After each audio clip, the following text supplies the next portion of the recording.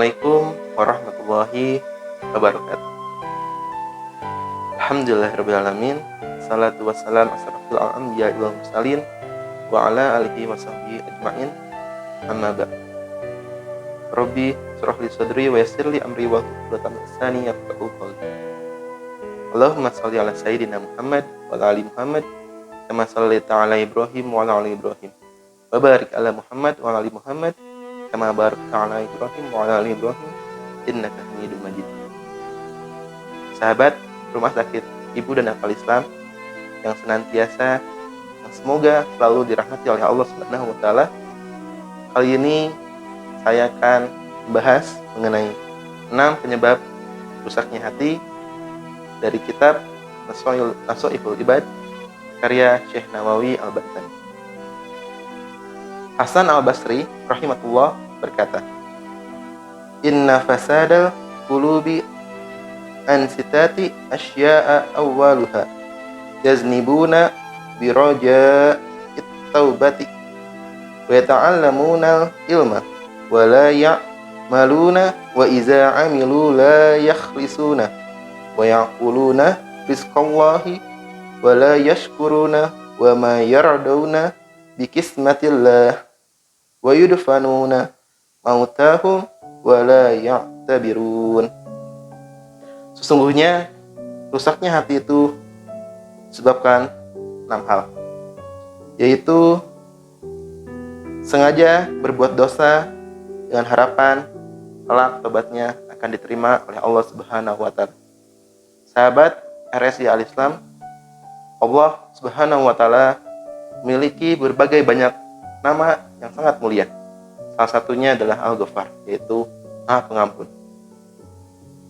Kita sebagai hambanya seharusnya melaksanakan atau berbuat sesuai dengan perintahnya dan tidak melaksanakan hal yang dilarang oleh Allah Subhanahu wa taala. Namun terkadang kita lupa, kadang kita ingkar, dan bahkan kita sengaja melakukan dosa dengan harapan dosa tersebut akan diampuni oleh Allah Subhanahu wa taala. Mungkin jika dilakukan 1 atau 2 kali atau kita hilaf, mungkin itu hal yang dapat dikatakan lumrah mungkin saudara atau sahabat. Namun jika kita melakukan berulang kali dengan harapan dosanya akan diampuni oleh Allah Subhanahu wa taala, apakah kita tidak merasa kita mempermainkan roh kita? Lalu yang kedua, mempunyai ilmu namun enggan mengamalkannya. Dari Abu Hurairah radhiyallahu an, dalam hadis riwayat Imam Muslim, Rasulullah SAW bersabda, apabila manusia itu meninggal dunia, maka terputuslah segala amalnya kecuali 3 hal, yaitu sedekah jariah, ilmu yang bermanfaat, dan doa di anak yang soleh dan solihah yang diberikan kepada kedua orang tuanya. Di mana 1 dari 3 hal tersebut mengatakan ilmu yang bermanfaat. Sahabat Rumah Sakit Ibu dan Anak Islam, senantiasa kita membagikan ilmu yang kita miliki kepada orang lain, walaupun itu hanya dengan minimal 1 ayat atau apapun, karena bisa jadi apa yang kita ketahui belum tentu orang lain kita ketahui. Karena bisa jadi dengan kita membagikan ilmu tersebut dan akan diamalkan oleh rekan kita, insya Allah akan menjadi amal jariah untuk kita. Lalu yang ketiga, beramal namun tidak ikhlas. Sahabat RSI Al-Islam, terkadang kita bingung, ikhlas itu seperti apa? Apa bedanya dengan ridho? Ikhlas adalah suatu sikap perbuatan yang dilakukan hanya demi dan karena Allah semata, tanpa mengharapkan imbalan dan pujian dari orang lain. Sahabat, terkadang kita melakukan sholat yang baik di depan orang lain, itu dapat dikatakan sebagai riya. Kalau kita melakukan sedekah di hadapan orang lain, itu kadang terasa di hati kecil kita akan supaya terlihat oleh orang lain. Itu belum termasuk dalam kategori ikhlas. Ikhlas terkadang kita melakukan sesuatu dalam diam-diam dan hanya semata Allah Subhanahu wa taala saja yang tahu, dan bahkan malaikat mungkin itu lebih baik. Ataupun kita melakukan sedekah atau perbuatan apapun tanpa melihat atau tanpa berpikir pandang yang lain, hanya semata karena Allah kita melakukan hal tersebut, itu baru dapat kita makan rezeki ikhlas. Lalu berikutnya, memakan rezeki Allah namun tidak mensyukurinya. Allah Subhanahu wa taala berfirman dalam Quran surat Ibrahim ayat 7. Wa in syakartum lazidanakum wa in kafartum inna azabi lasyadid. Sesungguhnya jika kamu bersyukur, niscaya aku akan menambah nikmat kepadamu. Tetapi jika kamu mengkhianati nikmatku, maka pasti azabku sangat berat, azabku sangat pedih. Sahabat RSA Islam, apapun pemberian dari Allah Subhanahu wa taala, bahkan yang terkecil pun kadang tidak kita sadari adalah nikmat sehat, nikmat dapat menghirup udara dengan segar tanpa bantuan oksigen. Ini merupakan nikmat yang luar biasa.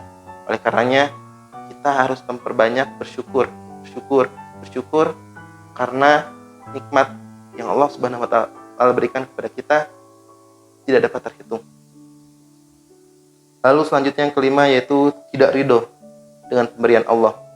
Lantas, apa yang dinamakan dengan ridho? Ridho adalah mempercayai dengan sungguh-sungguh bahwa apa yang menimpa kita, baik suka maupun duka, adalah yang terbaik menurut Allah. Sahabat, cobaan atau apapun yang terjadi kepada kita, seharusnya kita dapat ridho, kita harus menerima dengan lapang dada, tanpa berpikir panjang, tanpa kita bahkan melakukan suudzon kepada orang lain, dan tanpa kita apalagi dengan suudzon kepada Allah Subhanahu wa taala. Jika ada yang terjadi kepada diri kita, seharusnya kita lebih melakukan mawas diri. Apakah hal ini terjadi suatu cobaan atau suatu ujian? Apakah karena kesalahan yang kita buat, atau Allah memberikan suatu hal tersebut untuk meningkatkan derajat keimanan kita? Dan yang terakhir, mengubur jenazah namun enggan mengambil pelajaran dari kematian mereka. Sahabat RSA Islam, bahwa dunia atau hidup di dunia ini hanya sementara. Masih banyak perjalanan kita hingga menuju surga atau neraka. Namun yang pastinya kematian ini harus menjadikan pengingat bahwa kita hidup di dunia ini untuk mengambil poin atau mengambil hak, mengambil apa yang harus kita raih di akhirat nanti. Karena harapan kita semua adalah mencapai surganya Allah. Oleh karenanya, kita hidup di dunia ini harus bersungguh-sungguh, harus menjalankan sebaik mungkin supaya kita masuk ke surganya Allah dan terjauh dari siksa neraka. Sahabat, mungkin itu saja yang dapat saya sampaikan. Terima kasih atas perhatiannya. Yang benar datang dari Allah. Jika ada yang salah, murni kesalahan saya sendiri karena kurangnya saja. Terima kasih atas perhatiannya. Akhirul kalam, subhanakallahumma wa bihamdika, asyhadu an la ilaha illa anta, astaghfiruka wa atubu ilaik. Assalamualaikum warahmatullahi wabarakatuh.